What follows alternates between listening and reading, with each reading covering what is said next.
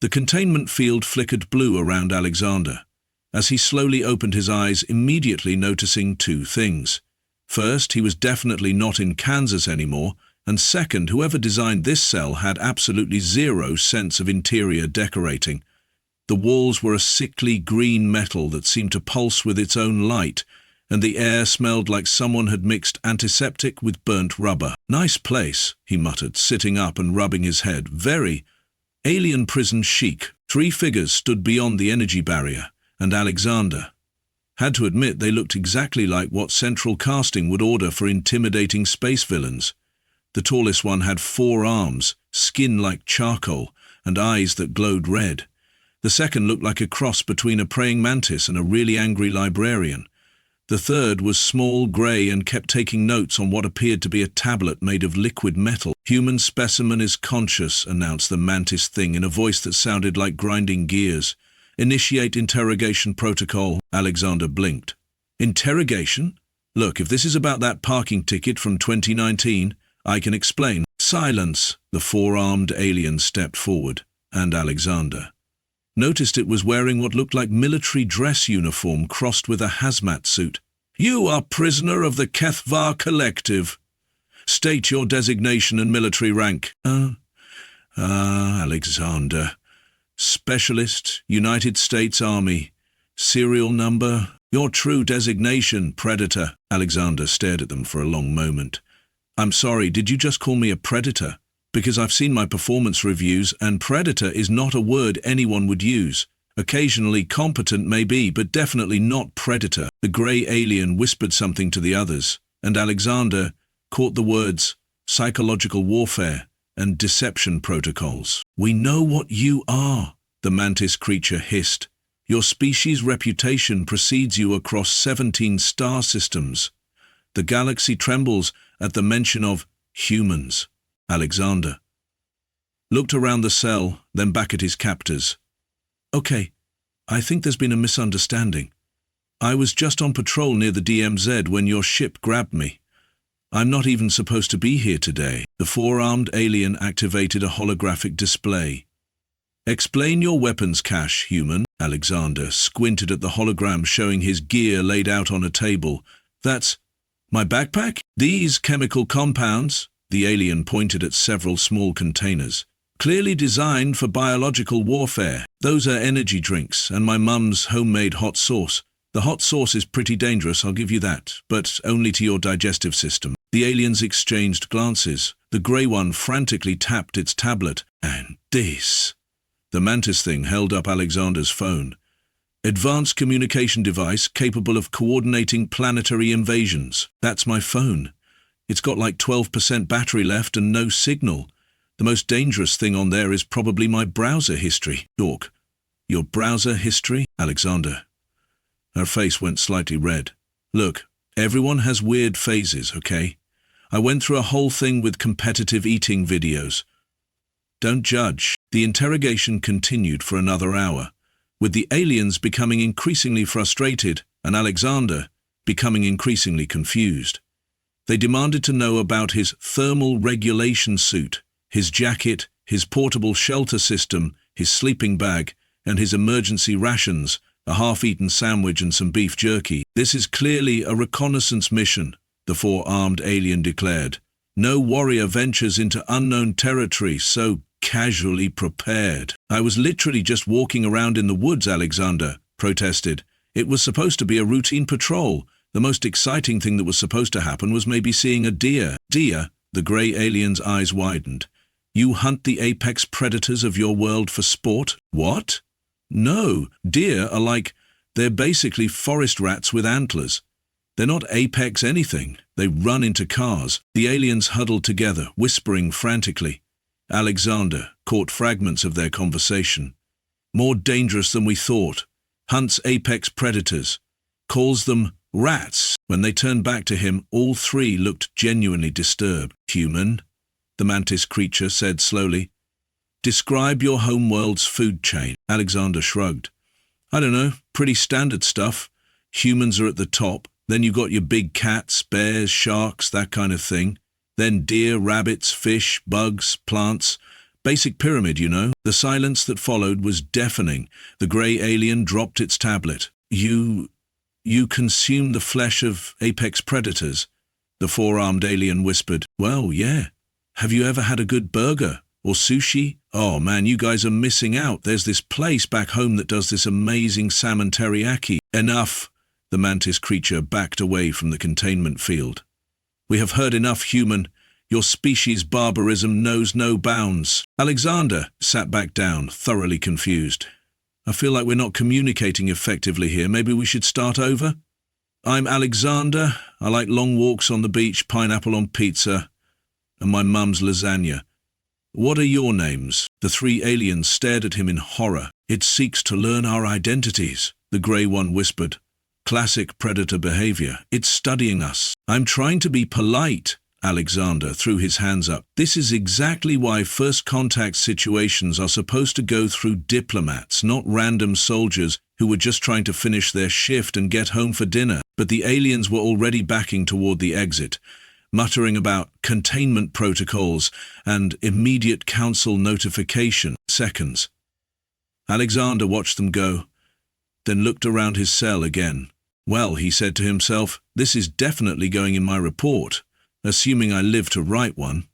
The containment field hummed ominously, and somewhere in the distance alarms began to sound. The Galactic Council chamber had seen many crises in its 12,000-year history. Wars that consumed entire star systems, plagues that wiped out civilizations. The great bureaucratic uprising of 48-47 that somehow lasted 3 centuries because nobody could agree on the proper forms to end it, but nothing quite like this. Ambassador Zekthara of the Kethvar Collective stood at the center of the massive circular chamber, her forearms gesticulating wildly as she addressed the assembled representatives of the galaxy's most powerful species. The chamber itself was a marvel of engineering, a sphere of crystalline material that floated in space, with each delegate section adjusted to their specific atmospheric and gravitational needs. Esteemed colleagues, Zekthara began, her voice carrying the weight of absolute panic barely held in check. We have encountered a species that defies all known parameters of galactic civilization. Council Speaker Mordun, a being that resembled a cross between a jellyfish and a filing cabinet, pulsed with bureaucratic authority. Ambassador Zekthara, your emergency session request was filed under Priority Alpha Omega. This classification has not been used since the Void incursion. Please state your case. We have captured a human. The chamber fell silent. Then, slowly, a murmur began to build. The crystalline collective's representative chimed, like wind through glass pipes. The hive mind of Proxoma sent ripples of confusion through their shared consciousness. The Trade Federation's delegate immediately began calculating profit margins on first contact scenarios. A human? Morden's tentacles shuffled through digital records. We have no species designation for humans. Are they a new client race, a recently discovered civilization? They are monsters, Zekthara declared, and her words hit the chamber like a physical blow. We intercepted one of their reconnaissance agents in the neutral zone. What we discovered during interrogation has shaken the very foundations of our understanding of predator species. High Arbitrator Velkan of the warrior caste leaned forward, his scarred exoskeleton gleaming under the chamber's lights. Define monsters, Ambassador. We have protocols for dealing with aggressive species. They consume apex predators for recreation, Zekthara announced. They hunt the deadliest creatures on their world and call them snacks. The chamber erupted. The Pacifist Coalition's delegate immediately began hyperventilating into their breathing apparatus. The warrior castes started sharpening their ceremonial blades. The Academic Union began frantically cross-referencing their xenobiology databases. Furthermore, Zekthara continued, raising her voice above the chaos, their homeworld appears to be a Class XII death world. The prisoner casually mentioned surviving atmospheric electrical storms, frozen wastelands, and something called Australian wildlife that our computers refuse to classify because they assume the data is corrupted. Dr. Helix of the Medical Consortium, a being that looked like a walking medical textbook with tentacles, spoke up. Ambassador, surely you're exaggerating. No species could evolve on a Class XII world. The mortality rate alone would prevent any complex civilization from developing. The prisoner seemed confused by our concern, Zektara replied. When we expressed shock at their survival capabilities, it asked if we wanted to hear about something called extreme sports. Our linguists are still trying to determine if this is a form of ritualistic combat or advanced torture methodology. Council speaker Morden's tentacles were now moving in what could only be described as the bureaucratic equivalent of panic. What exactly did this human say during interrogation? It spoke of consuming the flesh of oceanic apex predators called sharks. It mentioned hunting large carnivorous mammals for food. It described its maternal figure's lasagna as if it was some form of chemical weapon, though our analysis suggests this may be a food preparation method involving multiple toxic compounds. The Trade Federation delegate, a slug-like creature covered in expensive jewelry, spoke up. Did you attempt to negotiate? Perhaps they're reasonable. Everyone has a price. We tried. Zexthara's voice cracked slightly. It asked our names. When we refused to provide them, it said we were not communicating effectively and suggested we start over. Classic predator behavior, attempting to establish pack hierarchy through false social bonding. High Arbitrator Vulcan slammed his weapon against the floor. Then we respond with strength. If they seek war, the warrior caste will. You don't understand, Zekthari interrupted. This wasn't a warrior. This wasn't their elite guard or special forces. According to its own testimony, this was a routine patrol soldier who was just trying to finish his shift and get home for dinner. If this is their baseline capability, the chamber fell silent again, but this time the silence was heavy with dread. Meanwhile, 3 billion kilometers away, Earth was having a perfectly normal Tuesday until General Patricia Hayes received a phone call that would change everything. "Ma'am, we have a situation," Colonel Williams said, his voice tight with barely controlled confusion. "Specialist Alexander missed his check-in 6 hours ago." But that's not the weird part. General Hayes, who had been dealing with military bureaucracy for 30 years, had learned to brace herself for the phrase, "That's not the weird part." "Continue, Colonel." "We received a transmission from space. It's addressed to the Human Territorial Command Authority, and it's demanding the immediate cessation of all aggressive reconnaissance activities in something called the neutral zone." Hayes set down her coffee. "Colonel, are you telling me we've made first contact with an alien species, and they're filing a complaint?" "It gets weirder, ma'am. They're claiming we violated the Galactic Accords of 2847 and demanding reparations for psychological trauma inflicted upon interrogation personnel." Psychological trauma? What did Alexander do to them? According to the translation, he told them about his mother's cooking and expressed opinions about pizza toppings. General Hayes stared at the phone for a long moment. "Colonel, I need you to repeat that, because I think I'm having a stroke." "The aliens are claiming that Specialist Alexander's casual discussion of human dietary habits constitutes a form of psychological warfare. They're particularly disturbed by something he said about pineapple on pizza and have classified it as evidence of species-widely sociopathic tendencies." Jesus Christ. "Where is Alexander now?" "Unknown, ma'am, but they're demanding we recall our Predator agent and cease all territorial expansion activities immediately." Hayes rubbed her temples. "Colonel, we don't have any territorial expansion activities. We barely have a functioning space program." "I tried to explain that, ma'am. They responded by sending us a list of what they call human expansion evidence. It includes the International Space Station, the Mars rovers, and the Voyager probes. They think Voyager is a military operation. Apparently, ma'am, they're also concerned about something called Project Google Earth, which they believe is advanced reconnaissance mapping for invasion purposes." General Hayes walked to her window and looked out at the Pentagon parking lot where people were going about their normal day, completely unaware that humanity had apparently just been accused of being galactic warmongers. "Colonel, get me the President and the UN Secretary General, and probably NASA, and, hell, get me someone who speaks alien." "Ma'am, about that. The translation software they included with the message keeps crashing.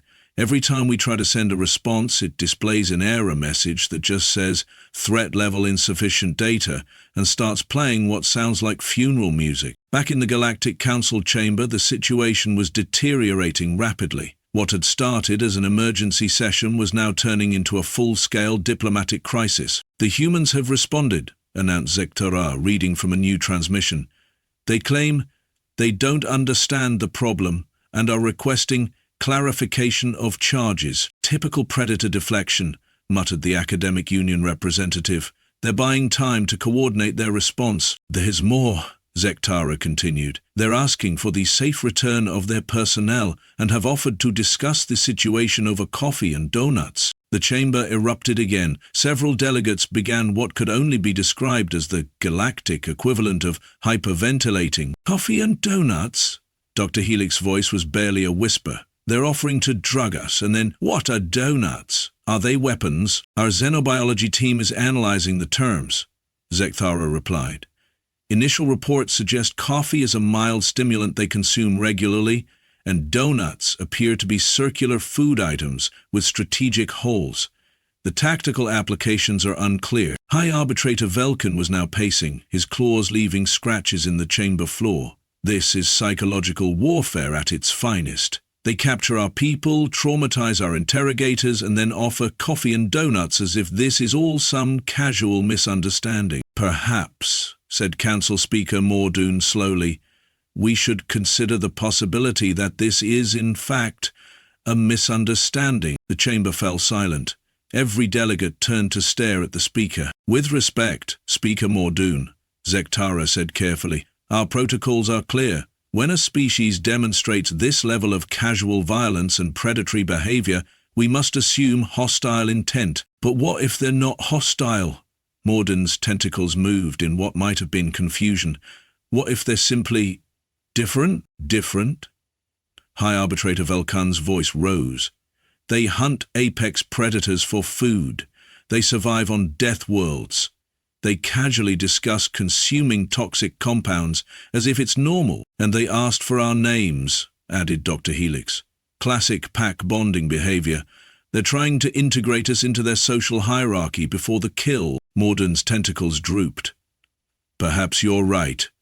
Issue the standard warning protocols. If they refuse to withdraw their agent and cease expansion activities, we'll have no choice but to classify them as a galactic threat. None of them noticed the small error in the translation matrix. The word warning had been automatically converted to declaration, and galactic threat had somehow become war. The message that left the Galactic Council chamber was very different from the one they thought they were sending. On Earth, General Hayes was in the middle of the strangest briefing of her career when the second transmission arrived. Ma'am, Colonel Williams said, his voice now completely flat with disbelief. They've declared war on us. They've what? Declared war? On humanity. All of it. The entire species. Hayes stared at the translation on her screen. Because of Alexander's opinions about pizza. It appears so, ma'am. They are also demanding we surrender our territorial claims to the Sol system and submit to galactic authority for the safety of all civilized species. General Hayes sat down heavily. Colonel, we've gone from a missing soldier to an interstellar war in the span of 6 hours. This has to be some kind of record. What are your orders, ma'am? Hayes looked at the message again, then at the window, then at the message again. Get me the President, and the Joint Chiefs, and probably the Pope. And Colonel... Yes, ma'am. Find out what the hell Alexander said about pineapple on pizza, because apparently it just started a war. The Galactic Council's Deep Space Reconnaissance Division had been established after the Void incursion to ensure that no unknown threat could ever again catch the galaxy unprepared. Their stealth probes were marvels of engineering, invisible to most sensors, capable of observing entire civilizations without detection, and equipped with analysis systems that could evaluate a species' threat level within hours. Probe Commander Zixtal had personally overseen reconnaissance missions to 47 different worlds. She had witnessed the rise and fall of empires, catalogued the weapons of warrior races, and documented the peaceful evolution of countless civilizations. She thought she had seen everything. She was wrong. Commander, her analysis officer Kepmore called out, his voice carrying an edge of hysteria that was deeply unprofessional. You need to see this. Zixtal floated over to the main display, her crystalline form refracting the light from dozens of monitoring screens. The probe had been observing Earth for exactly 17 hours, and already the data was problematic. What am I looking at, Kepmore? Humans, he replied, manipulating the holographic display to show a beach in what the probe's computers had identified as Australia. They're voluntarily entering the ocean. Zixtal studied the images. Dozens of humans were indeed swimming in the water, some riding on floating boards, others simply floating on their backs. I don't understand the concern. Many species enjoy aquatic recreation. Commander, that ocean contains over 40 species of apex predators, including creatures called sharks that can grow up to 7 meters long and have been known to attack without provocation. Zixtal's form flickered with confusion. And the humans are swimming with them? Not just swimming. Look at this. Kepmore pulled up another feed. A human was diving down toward what appeared to be a massive shark, holding some kind of recording device. They are actively seeking them out for what appears to be recreational documentation. Perhaps they are warriors proving their courage? That's what I thought too. But look at the age demographics. The display shifted to show detailed scans of the humans on the beach. Juveniles, elderly, reproductive age females, non-military personnel. This isn't a warrior ritual, Commander. This is what they do for fun. Zixtal was quiet for a long moment. Show me more. The next 6 hours were a cascade of increasingly disturbing revelations. The probe documented humans engaging in activities that violated every known principle of survival behavior. They threw themselves out of perfectly functional aircraft for entertainment. They climbed vertical rock faces without any apparent tactical objective. They consumed plants that were clearly toxic. The probe's sensors detected capsaicin levels that should have been lethal, and seemed to enjoy the experience. Commander, Kepmore said, his voice now barely above a whisper, I found something worse. The display shifted to show what appeared to be a large enclosed area filled with humans. They were sitting in rows, watching 2 other humans engage in what could only be described as ritualized combat. The combatants were striking each other repeatedly with padded appendages while the crowd cheered. Gladiatorial combat, Zixtal asked. That's what I thought. But listen to the audio analysis. The probe's translation systems had been working overtime to process human languages. What they heard made no sense. They're laughing, Kepmore said. Both the combatants and the audience. They're treating Mortal Kombat as entertainment. Perhaps the translation is malfunctioning? I checked 3 times. Commander, they call this boxing and they do it voluntarily. For money. And people pay to watch. Zixtal's form began to dim, a sign of deep distress among her species. What else? There's more. So much more. Kepmore's manipulator appendages were shaking as he pulled up file after file. They have entire industries dedicated to dangerous activities. Extreme sports, they call them. They strap themselves to explosive devices and launch into the air. They slide down frozen mountains at lethal speeds. They jump off bridges with only elastic cords to prevent their death. And this is recreational? Recreational, Commander. They pay money to do these things, and when they survive, they do them again. The probe's analysis continued through the night cycle. Every new piece of data made the situation worse. Humans didn't just survive their death world. They had turned survival into an art form. They had domesticated apex predators and kept them as companions. They had built cities in areas prone to natural disasters and simply adapted. When earthquakes struck, they built earthquake-resistant buildings. When hurricanes came, they developed hurricane-resistant architecture. When volcanoes erupted, they studied the volcanoes. Commander, Kepmore said during the 18th hour of observation, I've found their military data. Finally, what are their capabilities? That's the problem. I can't tell where their military ends and their civilian population begins. Zixtal studied the new data. Human military forces were certainly formidable, but what disturbed her more was the civilian infrastructure. Every human settlement seemed to be designed with conflict in mind. Their transportation networks could be rapidly converted to military use. Their industrial capacity could shift from civilian to military production in a matter of months. Their entire population seemed to be trained in basic survival skills that would make them effective guerrilla fighters. It's like their entire civilization is a military organization disguised as a peaceful society, Kepmer observed. Or, Zixtal said quietly, they're a species that has been at war for so long that they've forgotten what peace actually looks like. The probe's historical analysis painted a picture that made both officers deeply uncomfortable. Humans had been fighting wars continuously for their entire recorded history, not just with other species, with themselves. They had developed increasingly sophisticated methods of warfare, then turned those same technologies toward peaceful purposes. Their medical advances came from treating battlefield injuries. Their transportation systems were designed to move resources during conflicts. Their communication networks were built to coordinate military operations. "Commander," Kepmer said, "I think I understand why the captured human seemed so confused during interrogation." "Explain." "He wasn't a warrior, he was just a human. But every human is a warrior. It's not a profession for them, it's a survival trait. They've been shaped by their environment to be naturally aggressive, naturally adaptive, naturally dangerous." Zixtal processed this information. "What's our threat assessment?" I don't know how to classify them. They're not malevolent. The probe has documented extensive humanitarian efforts, peaceful cooperation, artistic expression, scientific advancement, but they're also capable of violence on a scale that's difficult to comprehend, and they seem to view both peace and war as temporary states that can change at any moment. "Show me their response to the Council's declaration." The probe had been monitoring Earth's communication network since the declaration of war had been transmitted.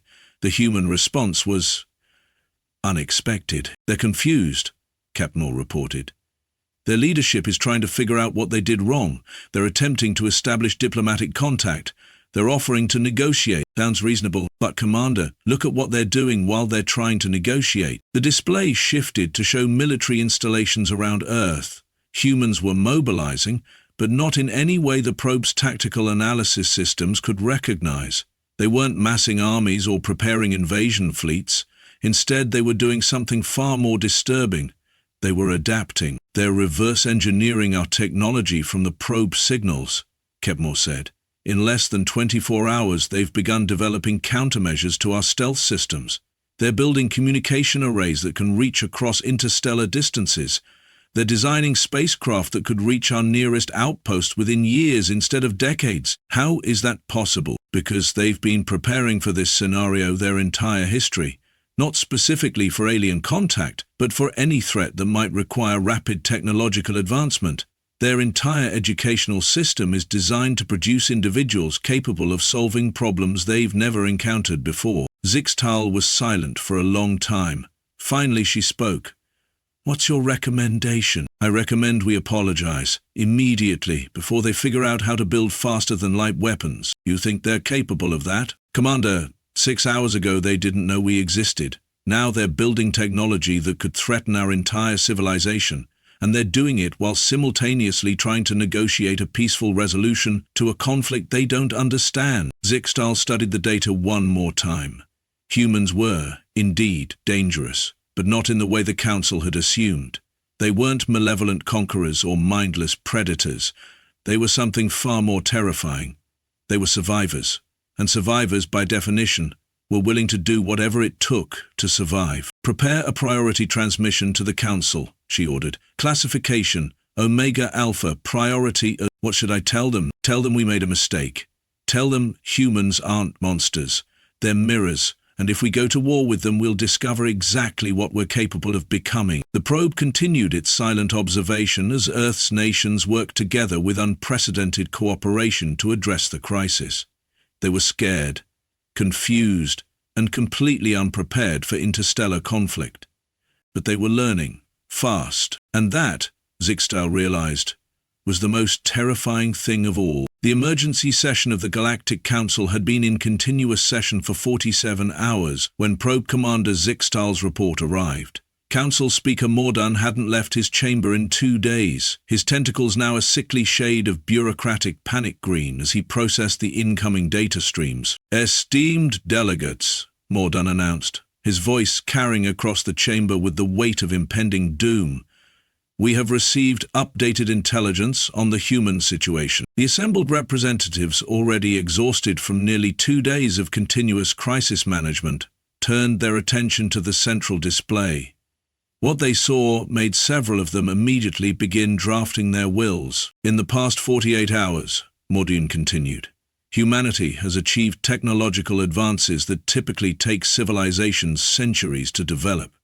They have successfully reverse-engineered our communication protocols, developed preliminary faster-than-light theory, and begun construction of what appears to be a defensive network around their entire star system. High Arbitrator Velikan, who had been sharpening his ceremonial weapons for the past day, stopped mid-stroke. Defensive network? Correction. Mordoon's voice cracked slightly. What we initially classified as defensive. Our analysts now believe it may be something else entirely. The display shifted to show Earth's rapidly expanding space infrastructure. Humans had launched more spacecraft in the past 2 days than in their previous 50 years combined. Construction platforms were appearing at strategic points throughout their solar system, and the energy signatures were unlike anything in the galactic database. "And they're not building defenses," whispered Dr. Helix, her medical scanners detecting stress hormones in the chamber's atmosphere. "They're building a launching platform." Ambassador Zektara, who had started this crisis, now stood at the center of the chamber, looking like she wanted to disappear into the nearest black hole. "Perhaps we should consider diplomatic solutions?" "It's too late for diplomacy." The voice came from the chamber's emergency communication system. Every delegate froze as the translation matrix activated, displaying a message that had just arrived from Earth. The message was simple, direct, and absolutely terrifying in its politeness. "To the Galactic Council, we have received your declaration of war. We are disappointed by this development, as we had hoped our first contact with galactic civilization would be more positive. However, we understand that misunderstandings can escalate quickly. We would like to propose a peaceful resolution to this conflict. We are prepared to meet with your representatives at a location of your choosing to discuss terms. We are also prepared for the alternative. Please respond within 72 hours. Sincerely, the United Earth Government. P.S. We would still like our soldier back." The chamber erupted into chaos. The pacifist coalition immediately began drafting surrender documents. The warrior caste started arguing about whether surrender was even possible. The Trade Federation began calculating the economic implications of humanity joining the galactic community versus humanity conquering it. The alternative? Velkan's voice was barely a whisper. "What alternative?" Mordoon's tentacles moved frantically across his control interface. "Our deep space monitoring stations are detecting massive energy buildups throughout the human system. Whatever they're building, it's generating power signatures that are unprecedented." "How unprecedented?" asked the Academic Union representative, though he clearly didn't want to know the answer. "They appear to have weaponized their star." The silence that followed was so complete that the chamber's environmental systems seemed loud by comparison. "I'm sorry," Dr. Helix said slowly. "Did you say they weaponized their star?" "Seconds. Artiphysics team is still analyzing the data, but it appears humans have developed a method of directing solar output through artificial magnetic field manipulation. They've essentially turned their entire solar system into a weapon." The Crystalline Collective's representative began making sounds that could only be described as the galactic equivalent of sobbing. "We're all going to die. We declared war on a species that can weaponize stellar objects, and we're all going to die." "Wait," Zektara said, studying the display more carefully. "Look at the targeting data." The chamber's attention turned to the tactical analysis. The human weapon systems, despite their incredible power, were not aimed at any known galactic territories. Instead, they seemed to be configured for something else entirely. "They're not targeting us," Mordoon realized. "They're targeting empty space. Specific coordinates in empty space." The Academic Union representative's multiple eyes widened in understanding. "They're not building weapons to attack us. They're building weapons to defend against us. They're preparing for invasion." "But we're not invading," Velkan protested. "We don't have the capability to invade a species that can weaponize stars." "They don't know that," Dr. Helix said quietly. From their perspective, we're an unknown alien civilization that has declared war on them. They're preparing for the worst-case scenario. The implications of this realization settled over the chamber like a heavy blanket. Humanity wasn't preparing to conquer the galaxy. They were preparing to survive galactic conquest, and their preparations were so advanced, so devastating in scope, that they had accidentally created the capability to destroy most of known civilization. "Esteemed delegates," Mordan said, his voice now carrying the weight of absolute defeat, "I believe we have made a catastrophic error." "What do you recommend?" asked the Trade Federation representative, though he was already quietly transferring his assets to accounts in distant galaxies. "We apologize. Immediately, completely.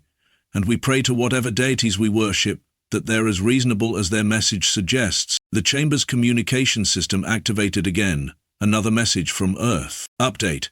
We have successfully retrieved our soldier through diplomatic channels with your detention facility. Specialist Alexander is unharmed and has provided us with valuable intelligence about your capabilities and intentions. We are more convinced than ever that this conflict is based on misunderstanding. We are prepared to demonstrate our peaceful intentions through the immediate sharing of several technological advances that may benefit your civilization, including improved agricultural techniques, medical applications, and what we call pizza recipes. We await your response. Peace Specialist Alexander. Would like to apologize for any confusion regarding pineapple on pizza. He acknowledges this is a controversial topic even among humans." The chamber fell silent again. But this time it was the silence of profound embarrassment. "They rescued their soldier," Zekthara said weakly.